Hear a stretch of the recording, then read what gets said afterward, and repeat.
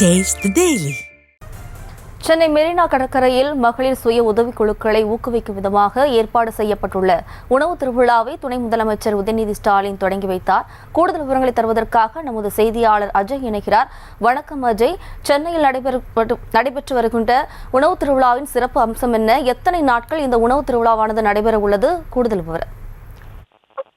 சென்னை மெரினா கடற்கரையில தமிழ்நாடு நகர்ப்புற வாழ்வாதார இயக்கம் சார்பில் மகளிர் சுய உதவி குழுக்களை ஊக்குவிக்கும் விதமாகவும் சத்தான ஆரோக்கியமான உணவுகள் குறித்து விழிப்புணர்வு ஏற்படுத்தும் வகையில உணவு திருவிழாவை துணை முதலமைச்சர் உதயநிதி ஸ்டாலின் தற்பொழுது துவங்கி வைத்திருக்கிறாரு.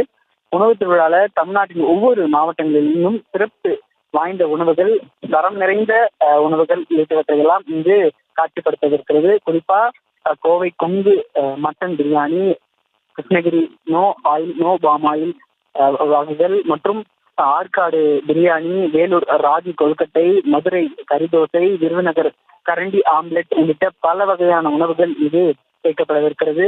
100க்கும் மேற்பட்ட உணவு வகைகள், 65 சுய உதவி குழுக்களை சேர்ந்த 150க்கும் மேற்பட்ட மகளிர்கள் உடனடியாக சமைத்து சுகாதாரமான முறையில் பரிமாறும் வகையில 35 அரங்குகள் என்பது இங்கு ஏற்பாடு செய்யப்பட்டிருக்கு.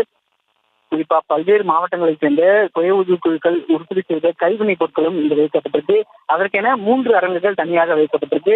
பொதுவா இந்த உணவு திருவிழாவை பொறுத்த வரைக்கும் இன்று மாலை 5 மணிக்கு தொடங்கி இரவு 8:30 மணி வரை நடைபெறுகிறது. இன்று தொடக்க நாள் என்பதால் இந்த மணி என்பது வைக்கப்பட்டிருக்கு. நாளை 21ஆம் தேதி முதல் 24ஆம் தேதி வரை மதியம் 12:30 மணிக்கு தொடங்கி இரவு 8:30 மணி வரையில இந்த உணவு திருவிழா என்பது ஏற்பாடு செய்யப்பட்டிருக்கு. பொதுமக்களுக்கு இங்கு வருவதற்கான இது என்பது ஏற்பாடுகள் செய்யப்பட்டிருக்கு. பொதுவா இங்கு வருவதற்கு பொதுமக்களுக்கு இலவசமாக பொதுமக்கள் வந்து கண்டியளிக்கலாம் எனவும் தெரிவிக்கப்பட்டிருக்கு.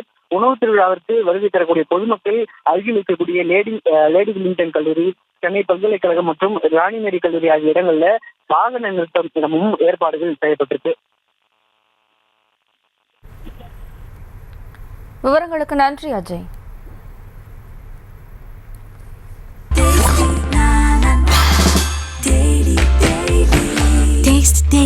Taste the Daily.